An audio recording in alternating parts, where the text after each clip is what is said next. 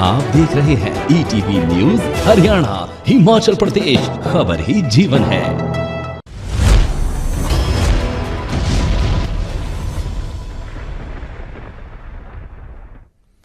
नमस्कार, आप देख रहे हैं आपका अपना पसंदीदा नंबर 1 शो बिग बुलेटिन और मैं हूं आपके साथ मुकेश राजपूत। आज हम एक सवाल के साथ बिग बुलेटिन की शुरुआत करना चाहते हैं। सवाल ये कि क्या इस देश को होता जा रहा है, सियासतदान आखिर इसे कहां ले जाना चाहते हैं। गौ हत्या पर बेशक पूरी तरह से रोक लगनी चाहिए, इसमें कोई दो राय नहीं है, लेकिन सवाल ये कि क्या धमकी देकर या चेतावनी देकर आप बीफ खाने पर रोक लगा सकते हैं? क्या सरकार किसी के खान पान पर पहरा बिठा सकती है? क्या कट्टरपंथ गोकशी पर पूरी तरीके से रोक लगाने में सक्षम है? हम जानते हैं हमारी तरह आपका जवाब भी ना में होगा। तो फिर क्यों अखंडता में विश्वास करने वाले दुनिया के सबसे बड़े लोकतंत्र के चेहरे पर कट्टरपंथी सोच थोपने की कोशिश की जा रही है? आज इन्हीं सवालात के जवाब तलाशने की कोशिश करेंगे हम, क्योंकि आज आप जानते हैं हरियाणा के मुख्यमंत्री मनोहर लाल खट्टर ने मुस्लिम भाइयों को चेतावनी दी है कि अगर उन्हें भारत में रहना है तो हर हाल में बीफ खाना छोड़ना होगा। ये रिपोर्ट देखिए, उसके बाद सवाल जवाब का सिलसिला शुरू करेंगे और सिलसिलेवार ढंग से आपको हर पहलू बताएंगे कि किसने बयान दिया, कब बयान दिया, क्यों बयान दिया, क्या कहा, क्या छपा, उसके बाद किसने धमकी दी, फिर किसने सफाई दी, किसने मांगी माफी और उसके बाद क्या क्या होता चला गया। ये सब आज बिग बुलेटिन में पोस्टमार्टम की तरह सब कुछ आपके सामने रखेंगे। ये रिपोर्ट देखिए, उसके बाद वापस लौटते हैं।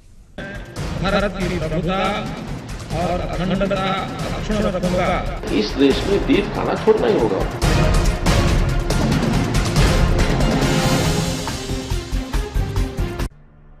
देश में बीफ पर छिड़े महाबवाल के बीच ये अब तक का सबसे बड़ा बयान है।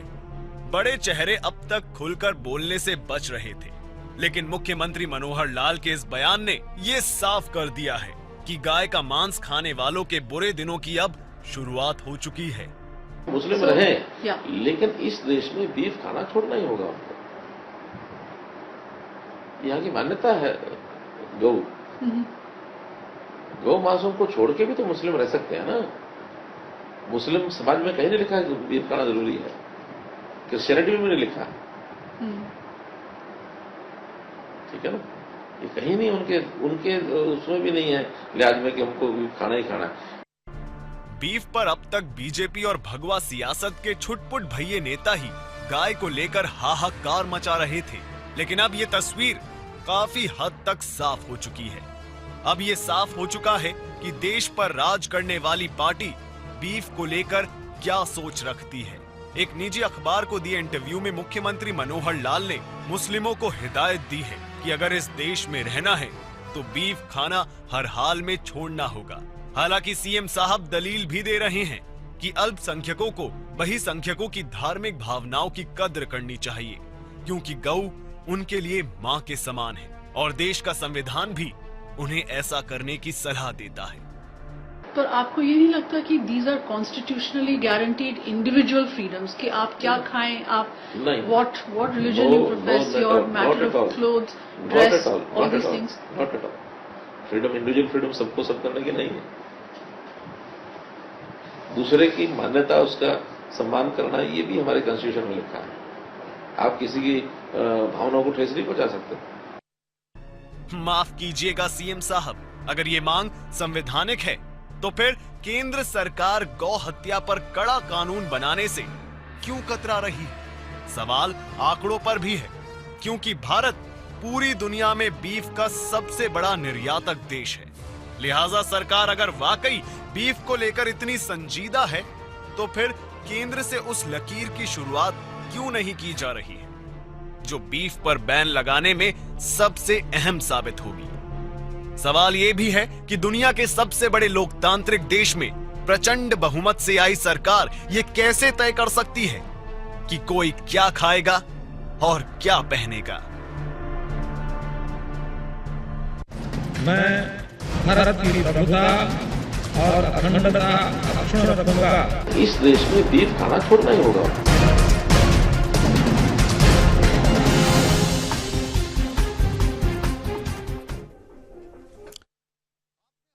हमारी ये खास रिपोर्ट देखी और इस रिपोर्ट के बाद हमेशा की तरह अब हम शुरुआत करेंगे बिग बुलेटिन की, बिग डिबेट की। और इस बिग डिबेट में आज हमारे साथ मौजूद हैं भारतीय जनता पार्टी के नेता प्रवक्ता कृष्ण ढुल साहब। कांग्रेस से शिरकत करने के लिए हमारे साथ आए हैं केवल ढींगरा जी। विजय भारद्वाज, आप विश्व हिंदू परिषद के नेता हैं। और मौलाना मोहम्मद अफजल खां साहब अब से कुछ देर बाद हमारे साथ जुड़ेंगे, जो मुस्लिम धर्मगुरु हैं।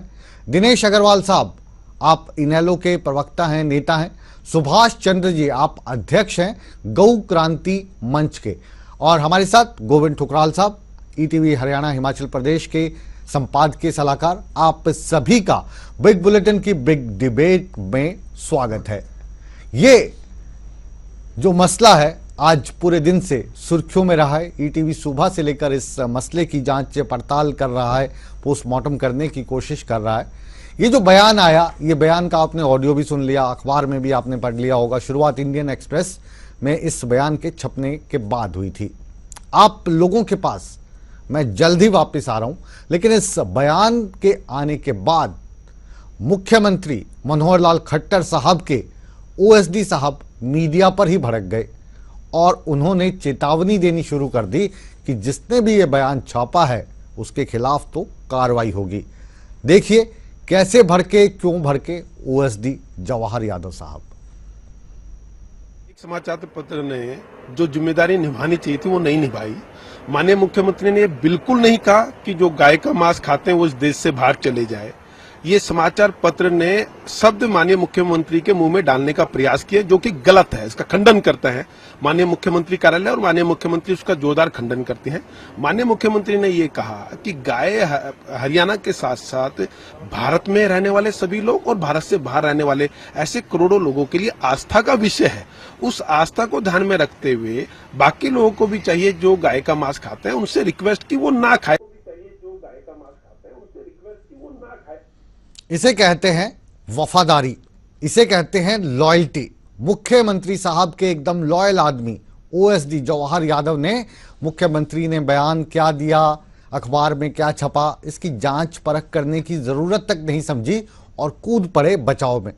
हालांकि जिस वक्त ये साहब दिल्ली में ANI न्यूज एजेंसी को ये अपना इंटरव्यू दे रहे थे, उस दौरान मुख्यमंत्री तैयारी कर रहे थे चंडीगढ़ में सचिवालय में आकर इस बयान पर सफाई देने की। मुख्यमंत्री ने अगर ये नहीं कहा तो उन्हें सफाई देने क्यों आना पड़ा?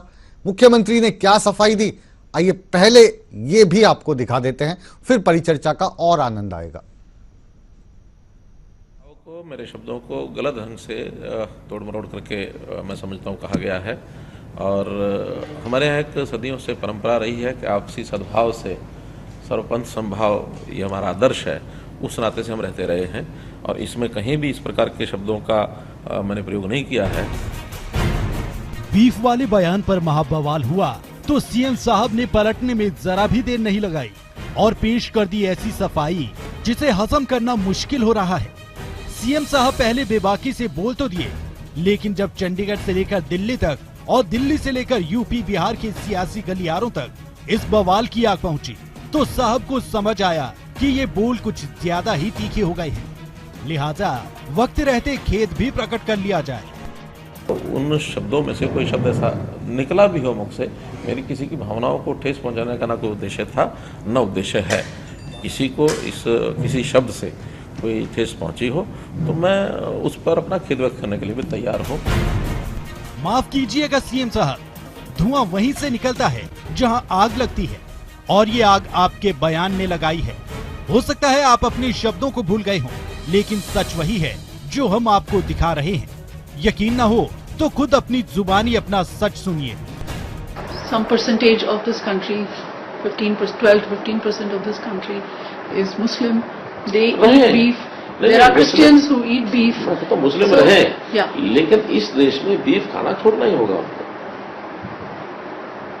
यहाँ की मान्यता है गौ गौ मांसों को छोड़ के भी तो मुस्लिम रह सकते हैं ना। मुस्लिम समाज में कहीं नहीं लिखा है कि बीफ खाना जरूरी है, क्रिश्चियनिटी में नहीं लिखा। अब बताइए सीएम साहब, क्या अब भी कोई गुंजाइश बची है? क्या आपको अब भी लगता है कि आपके बयान के गलत मायने निकाले गए? और अगर आपको अब भी लगता है तो फिर ये बीफ पर हो रही सियासत का अब तक का सबसे घिनौना चेहरा है, क्योंकि बीफ बैन पर आप तो खुलकर बोल रहे हैं, लेकिन केंद्र में बैठी मोदी सरकार का रुख अब भी भ्रामक है। सच तो यह है सीएम साहब कि आपका अपने बयान से मुकरना, खेद व्यक्त करना, ये सब कुछ राजनीति है और यही अफसोस की बात है। Bureau report, ETV news. तो ये थे मनोहर लाल खट्टर साहब के कट्टर सोच वाले विचार। ये विचार आप तक भी पहुंच गए, जनता तक भी पहुंच गए। मुख्यमंत्री साहब ने अपनी इस कट्टर सोच के लिए अगर किसी की भावनाओं को ठेस पहुंची हो तो उससे ठेस पहुंचाने वाले शब्दों के लिए माफी भी मांग ली। लेकिन अभी भी मुख्यमंत्री साहब के कई सिपहसालार हमारे साथ भी मौजूद हैं, देश में भी हैं, प्रदेश में भी हैं, जो मुख्यमंत्री साहब का बचाव कर रहे हैं। हालांकि मुख्यमंत्री साहब ने अब अपने शब्दों पर माफी मांग ली अगर किसी की भावनाओं को ठेस पहुंची हो। हमारे साथ भारतीय जनता पार्टी के कृष्ण ढुल साहब हैं। ढुल साहब, मुख्यमंत्री के जो शब्द थे वो ये थे कि इस देश में अगर रहना है तो बीफ खाना छोड़ना होगा। ये आपने सुन लिया था या दोबारा सुनवाऊं? नहीं मुकेश, सुन लिया था बिल्कुल। निश्चित तौर पर गलत बयानबाजी, उनके बयान को तोड़ मरोड़ के पेश तो नहीं कर रहा मैं। हाँ नहीं, गलत नहीं कहा। हाँ। और जो उसके मायने निकल रहे हैं, हाँ। वो भी निश्चित तौर पर इस प्रकार के नहीं निकल रहे हैं कि उनको देश छोड़ना होगा। हाँ। अगर फिर से एक बार, अगर इस देश में रहना है तो बीफ खाना छोड़ना होगा। मुस्लिम रह सकते हैं, मुस्लिम मैं नहीं कह रहा हूं कि उन्होंने कहा कि मुस्लिमों को देश छोड़ के भाग देगा। हम कहां कह रहे हैं, हम कहां कह रहे हैं भारद्वाज जी, हम कहां कह रहे हैं कि उन्होंने कहा कि मुस्लिमों को देश छोड़ना होगा। हम ये कह रहे हैं कि उन्होंने चेतावनी दी है, दूसरे शब्दों में धमकी कह सकते हैं कि अगर इस देश में रहना है तो बीफ खाना छोड़ना होगा। पैनल एक बार फिर से चलाइए इसको, फिर आगे बढ़ते हैं। एक बार फिर से सुन लेते हैं। Percentage of this country, 12 to 15% of this country is Muslim. They eat beef. There are Christians who eat beef. तो मुस्लिम रहे, लेकिन इस देश में बीफ खाना छोड़ना ही होगा उनको।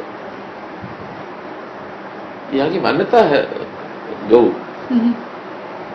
गौ मांसों को छोड़ के भी तो मुस्लिम रह सकते हैं ना। मुस्लिम समाज में कहीं नहीं लिखा है कि बीफ खाना जरूरी है, क्रिश्चियनिटी में नहीं लिखा। ठीक है ना, ये कहीं नहीं, उनके उसमें भी नहीं। मुस्लिम रहें, हम कह रहे हैं ना, मुस्लिम रहें, लेकिन इस देश में बीफ खाना छोड़ना होगा। बिल्कुल सही बात। दूसरा अर्थ, हर एक चीज के दो अर्थ होते हैं, सिक्के के दो पहलू होते हैं।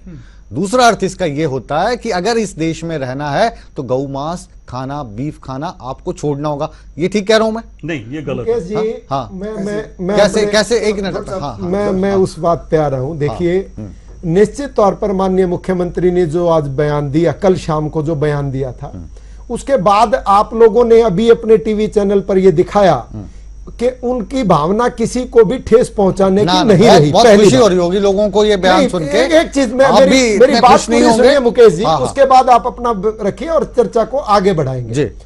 दूसरी बात मैं ये कहता हूं कि माननीय मुख्यमंत्री जी के शब्दों की अगर बात की जाए और जिस प्रकार से आज पूरे दिन से मीडिया ने दिखाया या चलाया या बताया गया और आज एक नेशनल परिचर्चा का विषय बना, उस परिचर्चा के दरमियान ये सारी चीजें उभर कर आई और ये भी कहा कि मुस्लिम इस देश में रह रहे हैं आदर और भाव के साथ, मान सम्मान तो मुस्लिम के साथ, जो इस देश में रह रहे हैं ना, वो आपकी दया कर्म पे नहीं रह रहे हैं। उनको भी देश में रहने का उतना ही हक है ढुल साहब, जितना आपको और मुझको है। हमारा संविधान ऐसा है, हमारा संविधान ऐसा है। तो मुस्लिम रह रहे हैं तो वो आपकी कृपा पे नहीं रह रहे हैं, उनको भी उतने अधिकार हैं जितने आपको हैं। मुकेश जी माफ कीजिएगा, मैंने ये नहीं कहा कि वो भारतीय जनता पार्टी के रहमे करम से रह रहे हैं या भारतीय जनता पार्टी के दया से रह रहे हैं। वो उनका संवैधानिक अधिकार है और ये संवैधानिक अधिकार आजादी के बाद जो संविधान जो उनके खान पान का जो अधिकार है वो भी उनके संविधान का है। आपको मुस्लिम भाई कहते हैं क्या आज मलका की दाल खाओ, आप आज बृहस्पतिवार है तुम काली दाल खाओ, पीली दाल खाओ, ऐसा कुछ आपको इंस्ट्रक्ट कर रहे हैं वो आके, तो आप उनको क्यों कर रहे हैं? मुकेश जी मेरे भाई, मैं ये कहना चाहता हूँ, उन्होंने ये कहा कि मुस्लिम बिल्कुल रहे, यहाँ रह रहे हैं। अगर वो मुसलमान जो है बीफ खाना छोड़ दें या बिना खाए भी रह सकते हैं। और मैं आपको एक बड़े हैरानी की बात बताता हूं कि जिस प्रकार हमारे समाज में पर्टिकुलर इन 9 दिनों में जिनको हम नवरात्रे मानते हैं, हिंदू मान्यता के अनुसार इनको हम लोग थोड़ा सा धर्म कर्म के रूप से जोड़ते हैं। इन दिनों में खाने पाने में हमारे बहुत अच्छे दोस्त हैं, आप बहुत अच्छे दोस्त हैं, 80% से लेकर और आप हमेशा लॉजिकल बात करते हैं आप, और इसीलिए हम आपकी तारीफ करते हैं। आप हमारे बहुत अच्छे दोस्त हैं और सरकार का बचाव करना, मुख्यमंत्री का बचाव करना, जिस कुर्सी पे हमने आपको बिठाया भारतीय जनता पार्टी की प्रवक्ता पे, आपका फर्ज भी, लेकिन आप आज इलॉजिकल हो रहे हैं, इसलिए आपको यहां पे रोक रहा हूं।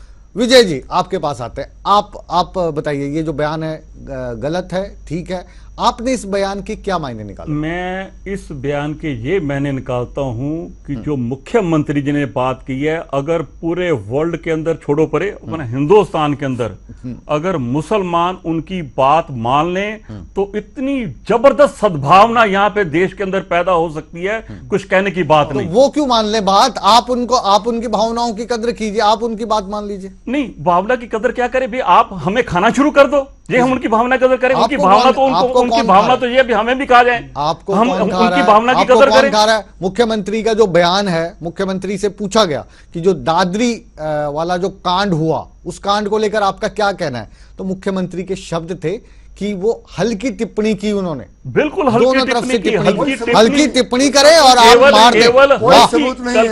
केवल हल्की टिप्पणी नहीं की, हल्के तरीके से सरकार ने रवैया अपनाया। ये बातें झूठी बातें हैं, ये बातें झूठी बातें हैं, पहले चोरी किया, ये बातें झूठी बातें हैं, ये आप लोगों ने फैलाई हैं। उसको गोली मार दी, उसका किसी ने जिक्र तक नहीं किया। और उसके बाद वहां पे जब ये बातें झूठी बातें हैं, जब उसके फ्रिज में से ये बातें झूठी बातें हैं, ये बातें झूठी बातें हैं, ये आपके लोगों ने फैलाई हैं।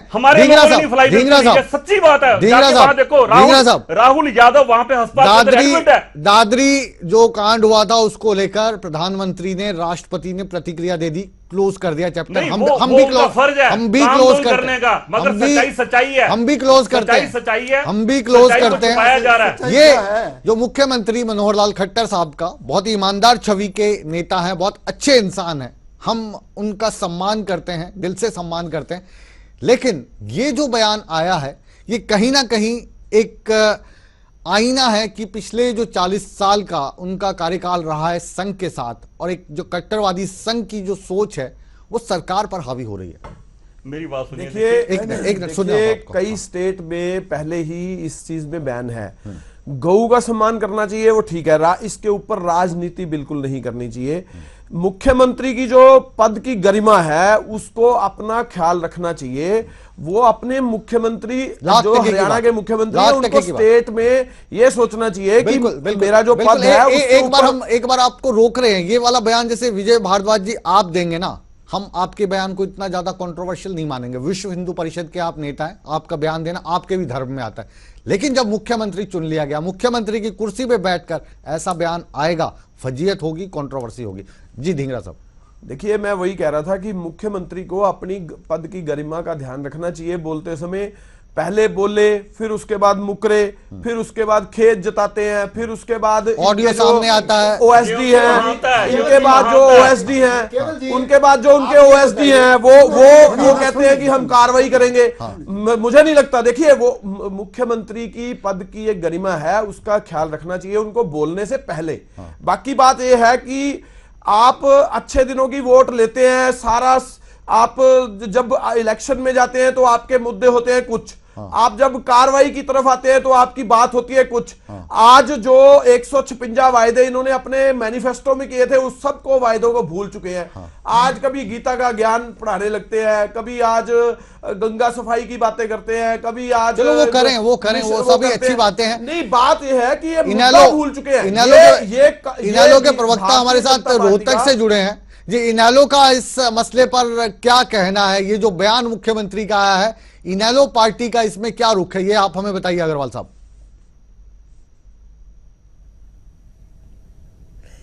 मुकेश जी, मैं 3 बातें कहना चाहता हूं। एक तो मैं ये कहना चाहता हूं कि मुख्यमंत्री जी ने जब अपने पद की शपथ ली थी तो कृपया उस ऑडियो को आप चलाने का काम करें जिसमें उन्होंने ये शपथ ली थी कि मैं विधि द्वारा स्थापित भारत के संविधान की शपथ लेता हूं कि मैं सभी धर्मों का, सभी जातियों का, सभी संप्रदायों का मैं सम्मान करूंगा। और दोबारा चला देंगे उन्होंने अपनी ली हुई शपथ को, उन्होंने अपनी उस शपथ को, उन्होंने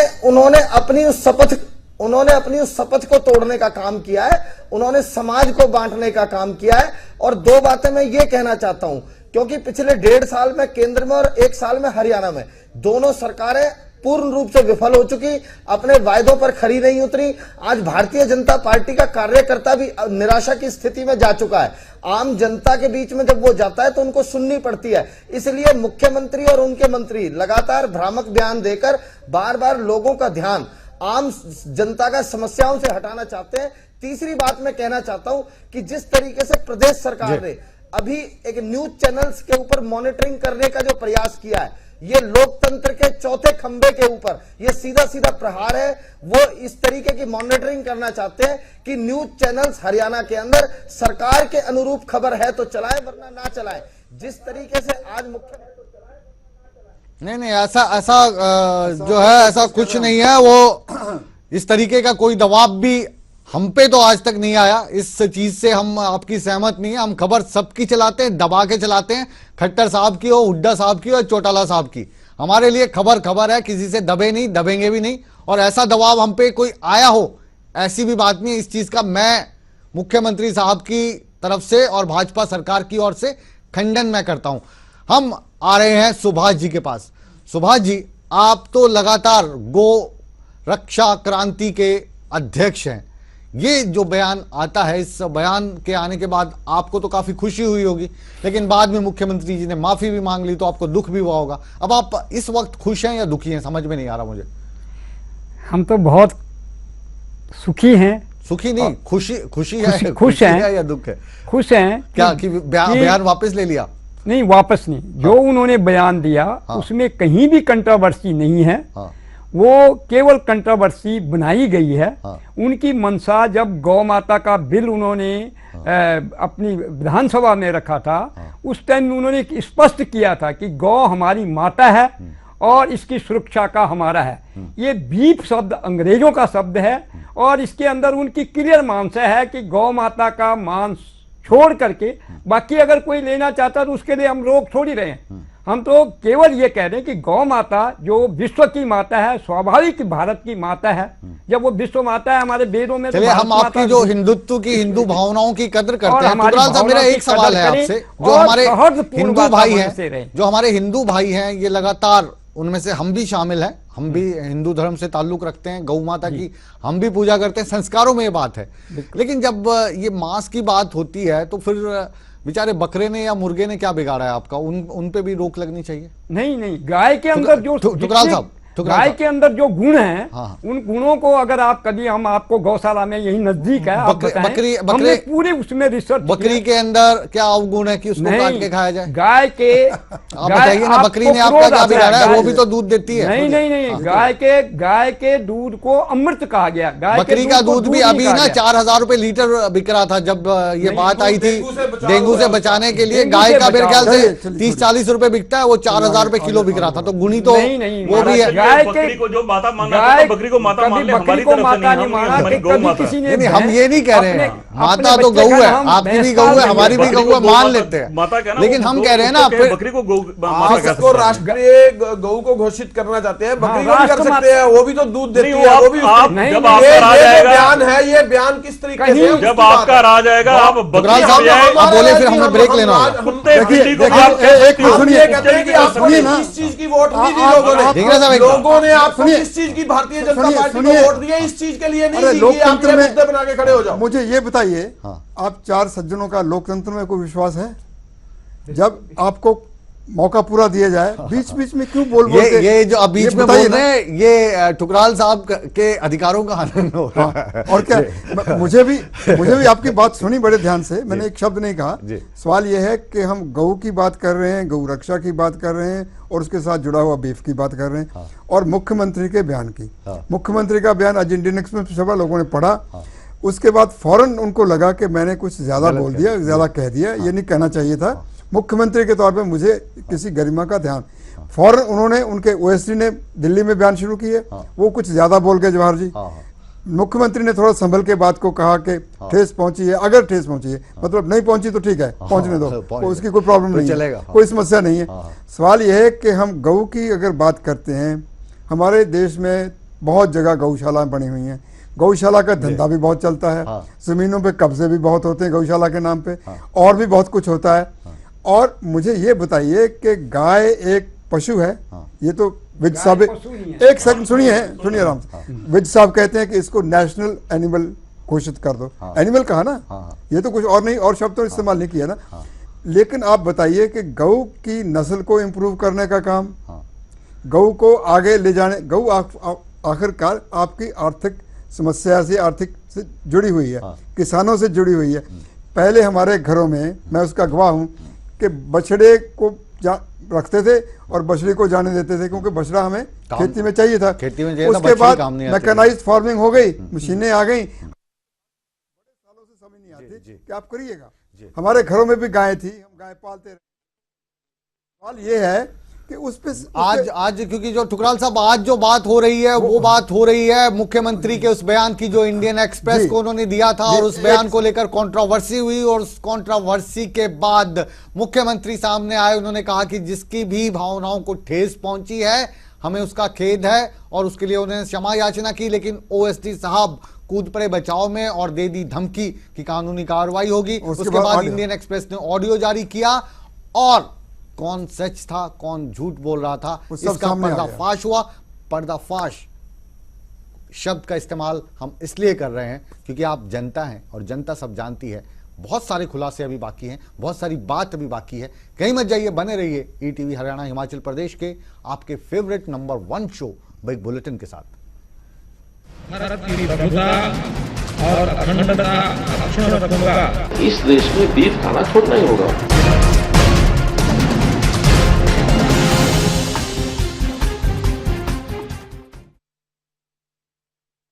मैं भारत की प्रभुता और अखंडता अक्षुण्ण रखूंगा। इस देश में बीफ खाना छोड़ना ही होगा।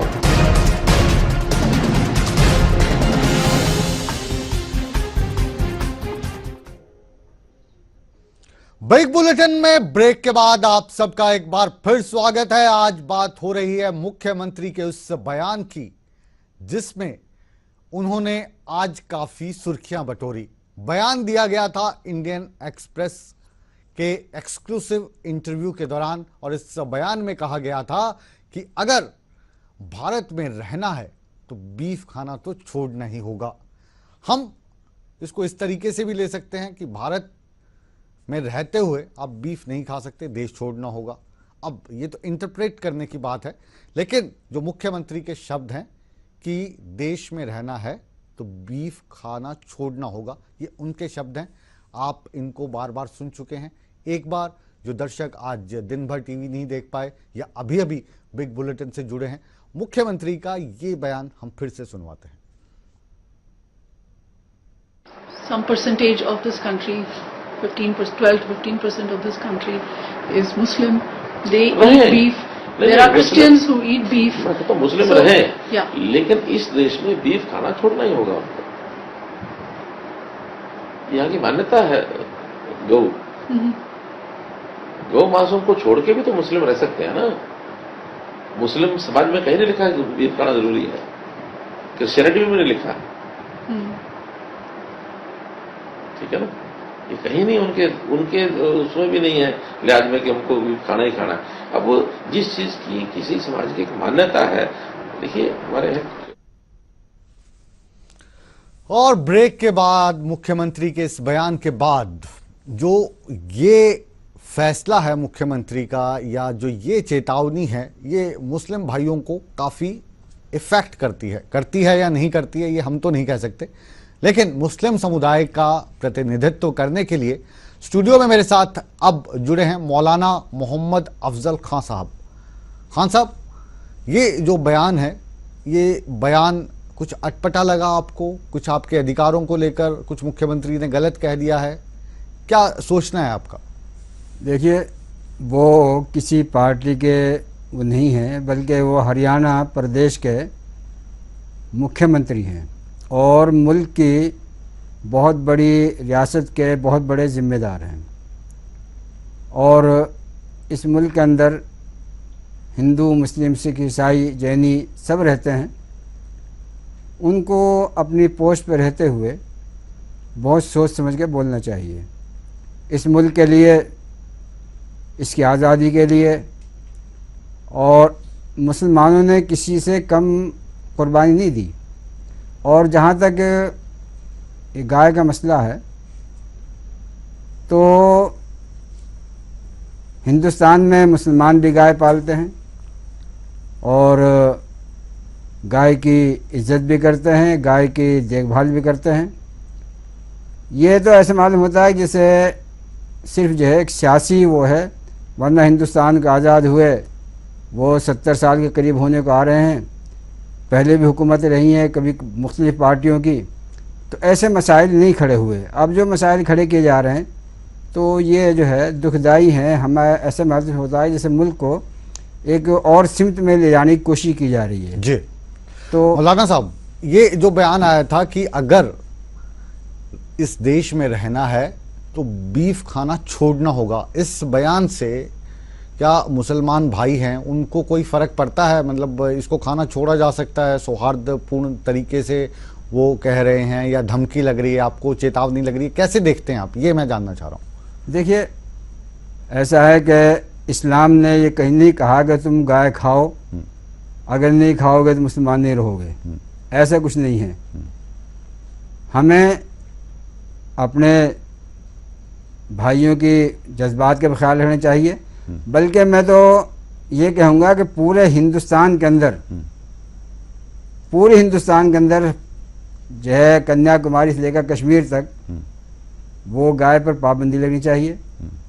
ऐसा कानून बनना चाहिए कि जो है कोई आदमी इसको न कर सके, और ये पूरे हिंदुस्तान के लिए बने। ये नहीं कि जो है किसी सूबे के अंदर जो है इसको छूट दे दी जाए। यही तो मसला है ना, यही तो मसला है, यही मसला हम बार बार उठाते हैं। ठुकराल साहब, आपके पास आ रहा हूँ। यहाँ पे जो मौलाना साहब कह रहे हैं कि ये कानून बनना चाहिए, लेकिन ये कानून भारतीय जनता पार्टी हरियाणा में तो बना लेती है, महाराष्ट्र में उसका समर्थन हो जाता है, गोवा में जब मीट की जरूरत पड़ती है तो सरकार वहां पे उपलब्ध करवाती है, और जब ऐसे बयान आते हैं तो ओएसडी साहब मीडिया पे बरसने लगते हैं। कैसे चलेगी सरकार? देखिए, पहले तो मुख्यमंत्री साहब को थोड़ा सा सोच समझ के कहना चाहिए था। हमें उम्मीद नहीं थी मनोहर लाल जी से कि इस किस्म का वो सख्त सा बयान देंगे कि अगर बीफ नहीं छोड़ेंगे तो हिंदुस्तान से बाहर, या आपकी हमारी भावनाओं का ध्यान रखिएगा। भावना तो दोनों तरफ हैं, भावना हिंदुस्तान सभी लोगों की हैं। जो मणिपुर में, केरल में, बंगाल में बीफ खाते उनकी भावना भी है, और उनमें हिंदू भी शामिल है। तो फिर आप उस किस भावना का ख्याल रखेंगे? हिंदुस्तान, जैसे हम कह रहे थे पहले, सबसे बड़ा एक्सपोर्टर है बीफ का। क्यों एक्सपोर्टर? क्या वजह है उसकी? अब उसका आर्थिकता से क्या संबंध है, धर्म से क्या संबंध है? धर्म से बाहर जाके भी सोचा जा सकता है, आर्थिकता को समझा जा सकता है कि क्या है, समाज को भी समझा जा सकता है। सवाल ये कि मुख्यमंत्री ने जो कल कहा वो उनके एक छोटे से सवाल के जवाब में बहुत कुछ कह दिया। आज उन्हें लगा सुबह जब अखबार पढ़ा कि ये तो वर्बटम जो मैंने कहा छाप दिया। तो पहला रिएक्शन ये था कि इससे मुकर जाओ, इससे पीछे हट जाओ।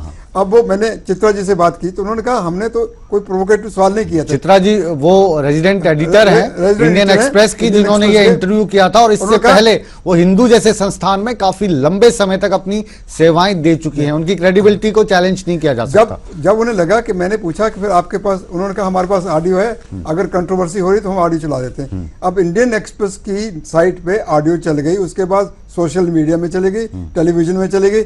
अब उनके पास उसके अलावा कि खेद है, ये है, कहने का नहीं था और वो बचाव मुद्रा में उनको आना पड़ा। और फिर मीडिया पे अटैक के, मीडिया पे मुकदमा करेंगे, मीडिया पे, अब मुकदमा कर लीजिए ना, अब जाइए आगे कोर्ट में जाइएगा, देखिएगा इसका हाल क्या होता है। जब कोर्ट भी ऑडियो सुनेगी तो आप कहाँ पहुंचेंगे।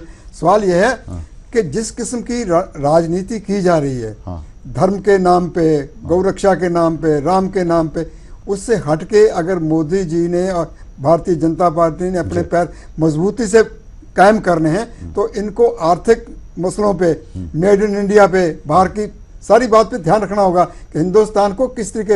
अब अमेरिका ने 800 किस्से गिना दिए, अमेरिकन गवर्नमेंट ने, कि ये देखो इनके मुल्क में पिछले 6 महीने में क्या हुआ है। उससे जो बाहर का आने वाला है, जो व्यापारी आएगा, काम करने वाला आएगा, पैसा लेके आएगा, वो पीछे हटेगा।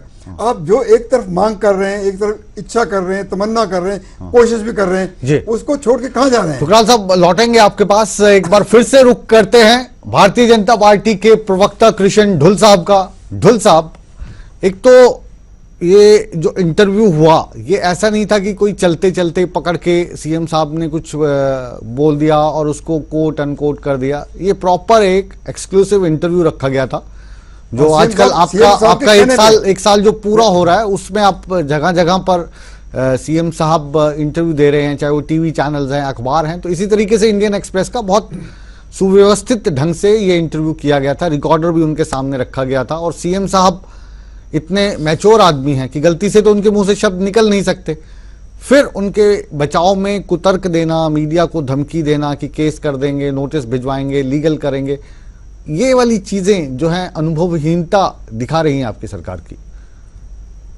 नहीं देखिए मुकेश, मैं ये कहना चाहता हूं, सबसे पहले तो मैं आपको ये कहना चाहूंगा कि जो डिस्कशन है आज हमने 1 बजे शुरू की थी, 11:30 बजे से हम आपको कॉल कर रहे थे कि कृष्ण ढुल साहब आ जाइए आ जाइए आ जाइए। आप पहुंचे 2 बजे यहाँ पे आके, वो भी जब पहुंचे जब हमने खाली कुर्सी दिखानी शुरू कर दी, भारतीय जनता पार्टी लिख दिया। अब इसके पीछे क्या रणनीति थी आपकी, ये भी बता दीजिए। मुकेश जी, मुझे आपत्ति है आपके टीवी चैनल से मेरे पास आज जब पहला फोन आया, कितने बजे थे? 2 बजे थे। उससे पहले आपका कोई फोन नहीं आया था। हाँ, और आप कितने बजे आए हमारे पास? 3 बजे आपके चैनल पर पहुंच गया था। 11:30 बजे जो हमारे मैं अपनी बात बता रहा हूँ मुकेश जी, आपका जितनी टेलीफोन आता है, आपसे तात्पर्य कृष्ण ढुल साहब से नहीं है, तो मेरे पास आपका यहाँ पे जो मीडिया सेल है पंचकुला में जी, वो वहां से प्रवक्ताओं को भेजता है। और जहां तक मेरी जानकारी है, जिस वक्त हमने फोन किया उस वक्त आप मीडिया सेल में ही मौजूद थे। ठीक है, ये हमारी जानकारी है, गलत भी हो सकती है और हम आपसे हामी नहीं भरवाएंगे इसमें, लेकिन आप नहीं पहुंचे, आपको रोका गया। आप बचना चाहते थे इस खबर से, आप सामने आकर कुछ कहना नहीं चाहते थे। कहीं ये गलत कह रहा हूं? नहीं मुकेश जी, मैं इस बात का खंडन करूंगा कि हम बचना चाहते थे, क्योंकि आपने मेरे स्वभाव को देखा है। मुझे किसी भी ज्वलंत मुद्दे पर अगर किसी वजह से सरकार गिर भी रही है तो भी मैं अपनी सरकार को डिफेंड करने के लिए हमेशा अपनी पार्टी की पद की गरिमा को ध्यान में रख के हमेशा सामने आऊंगा और कभी पीछे नहीं हटूंगा और ना हटा हूं। ये आप भी जानते हैं अच्छे से। और जिस प्रकार आज जो पूरे दिन से डिबेट चली, उसके बाद 3 बजे से 5 बजे तक आपने मुझे कहा और मैं सामने था, और फिर आपके पास। आप दोस्त हैं हमारे, आपको इस चीज की जानकारी थी ना कि बुला रहे हैं, जिम्मेवारी भी है मेरे पास। मीडिया सेल ने नहीं भेजा ना आपको, मीडिया सेल ने नहीं भेजा ना, मैं इतना जानना चाह रहा हूं बस आप। निश्चित तौर पर कहीं किसी न किसी रूप में कोई त्रुटि रही होगी, लेकिन मैं आपके सामने अवेलेबल हुआ पार्टी के बचाव में। 2 घंटे बाद, 2 घंटे तक भारतीय जनता पार्टी की कुर्सी खाली पड़ी रही।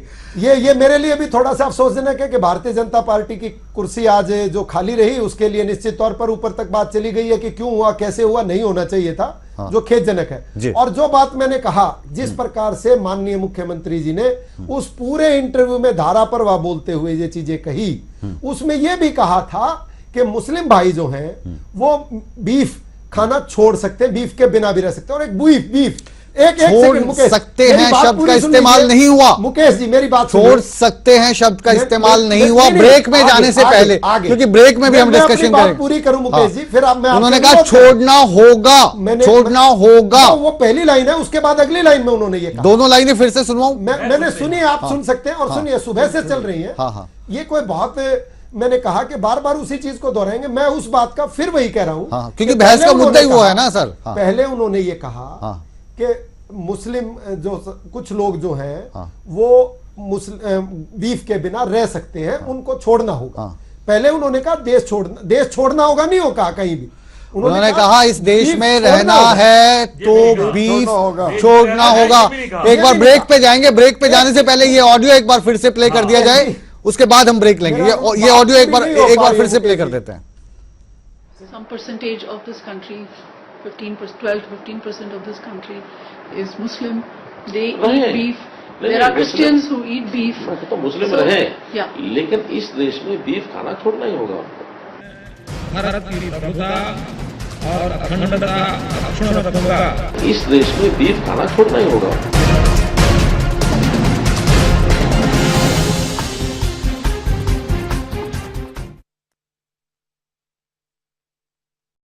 मैं भारत की प्रभुता और अखंडता अक्षुण्ण रखूंगा। इस देश में बीफ खाना छोड़ना ही होगा।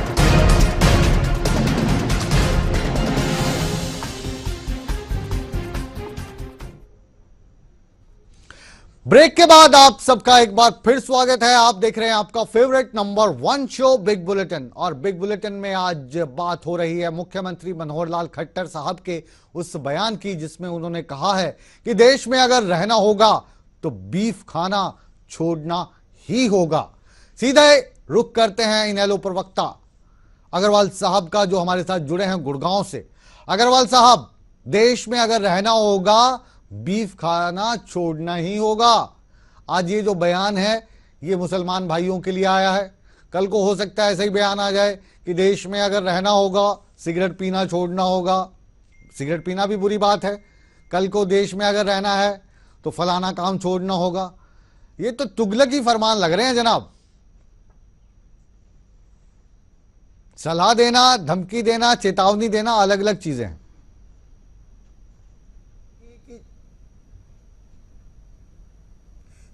मुझे लगता है कि भारतीय जनता पार्टी ने ठेकेदारी प्रथा शुरू कर दी है। जिस तरीके से इन्होंने लोकतंत्र के अंदर भी शुरू कर दिया कि सरपंच बनना है तो 10वीं पास होना बहुत जरूरी है, अनपढ़ आदमी वोट डाल सकता है लेकिन सरपंच नहीं बन सकता। अब ये खाने पीने की बातों के ऊपर जो ये बयानबाजी हो रही है, ये सोची समझी साजिश है। ये जिस तरीके से साक्षी महाराज ने और एक साध्वी ने बार बार इस बात का बयान दिया था कि देश में बीफ खाना छोड़ना होगा। मैं एक बात कह रहा हूं कि गौ माता की हर व्यक्ति सम्मान करता है, देश का हर नागरिक सम्मान करता है, लेकिन बात विषय जो है वो आज गौ के सम्मान वाले विषय पर हर आदमी एकमत है। बात इस बात को लेकर है कि आप देश के अंदर दो समाजों को बांटने का काम कर रहे हो, देश के टुकड़े करने का काम कर रहे हो। जैसा कि इस बात से सभी सहमत हैं कि आप हरियाणा में कानून तो लागू करते हो कि गौ हत्या नहीं होनी चाहिए, हर आदमी इस बात का पुरजोर समर्थन करता है, परंतु गोवा के अंदर आप बीफ प्रोवाइड करते हो। जब आपकी सरकार वहां पर देखती है कि वहां के लोगों की डिमांड्स है और वहां पूर्ति नहीं हो रही तो सरकार वहां पूर्ति करती है। दूसरी तरफ मैं एक बात यह कहना चाहता हूं कि जिस तरीके से माननीय उच्च न्यायालय में बिल्कुल, और इसी मुद्दे को बहुत अच्छे से हमने कल भी उठाया था और कल अनिल विज साहब से इस पर हमने सवाल भी पूछे थे, वो भी हिंदुत्व की, गौ माता की रक्षा की बात कर रहे हैं। समय थोड़ा कम है अग्रवाल साहब, अब रुख करते हैं सीधा चंडीगढ़ का। चंडीगढ़ में हमारे साथ कांग्रेस के प्रवक्ता केवल ढींगरा साहब है। आखिरी कमेंट आपका ढींगरा साहब। देखिए, मैं ये कहना चाहता हूं बीजेपी ये किस दिशा में जा रही है लोगों को भी समझ में नहीं आ रहा, और ये जो कांग्रेस पार्टी है या दूसरे दल है उनको भी समझ में नहीं आ रहा कि ये किस तरफ जा रहे हैं। इनके कोई मंत्री कुछ कहते हैं, एक मंत्री जो है प्रधानमंत्री के सफाई अभियान पे कोई टिप्पणी कर देता है, जो दूसरे मंत्री हैं वो ये कह देते हैं ये राष्ट्र पशु घोषित होने चाहिए गाय। ये मतलब इनका जो एजेंडा है ये मतलब उससे हटके, काम से हटके ये किस तरफ को चल पड़े। आप ये देखिए, अपने मुंह मियां मिट्ठू बनते हैं हर बात पे, अपने कार्यक्रम लागू करने की बात कर रहे हैं। 1 साल होने को जा रहा है भारतीय जनता पार्टी के सरकार में, आप देखिए कोई भी काम की तरफ, किसी भी तरफ इन्होंने कोई काम शुरुआत ही नहीं करी, कोई शुरुआत नहीं करी। ये देखें एक समय थोड़ा कम है। मौलवी साहब हमारे साथ मौजूद हैं जो मुस्लिम समुदाय का प्रतिनिधित्व कर रहे हैं हमारी आज के इस बिग बुलेटिन की बिग डिबेट में। आखिरी कमेंट आपका जी, 30 सेकंड है, क्या कहेंगे आप? अब ये जो है ना, सिर्फ मुसलमानों को टारगेट बनाना, शायद कुछ और लोग भी जो है इस मुल्क में रहते हैं वो भी खाते होंगे, लेकिन खालिस मुसलमानों का नाम लेना जो है ये हमारे लिए समझ न आने वाली बात है। और इसका तो मतलब ये है कि कुछ लोग जो है हिंदू और मुस्लिम को आपस में लड़ाना चाहते हैं और उसके बुनियाद पर अपनी सियासत चमकाना चाहते हैं। क्योंकि बिहार में इलेक्शन हो रहे हैं, उसके बाद यूपी के इलेक्शन है, उसके बाद पंजाब के इलेक्शन है। बहुत अच्छी पते की बात, सीधी सी बात आपने कही। आपके पास फिर से लौटेंगे एक बार, विजय भारद्वाज जी आपके पास लौट रहे हैं, आपके पास भी 30 सेकंड है लास्ट, जल्दी। देखिए जैसे पहले बोलारा ने बड़े अच्छे तरीके से बात कही, और उसके बाद ठुकराल साहब ने, मौलाना साहब ने तो अच्छे तरीके से बात कर दी। जो इंटेलेक्चुअल लोग हैं, जो पत्रकार लोग हैं, वो फिर उसी बात को दोबारा दोहराने के। साहब बिल्कुल आपके करीब बैठे ना, लगा कि कहीं माहौल गर्म ना हो जाए। नहीं, माहौल मैं इसलिए कह रहा हूं कि ये मुसलमान के लिए शब्द नहीं कहे गए, ये शब्द कहे गए हैं जो गौ मांस खा रहे हैं, उनके लिए ये शब्द वार्निंग कह लो, चाहे शब्द कह लो, चाहे सुझाव कह लो।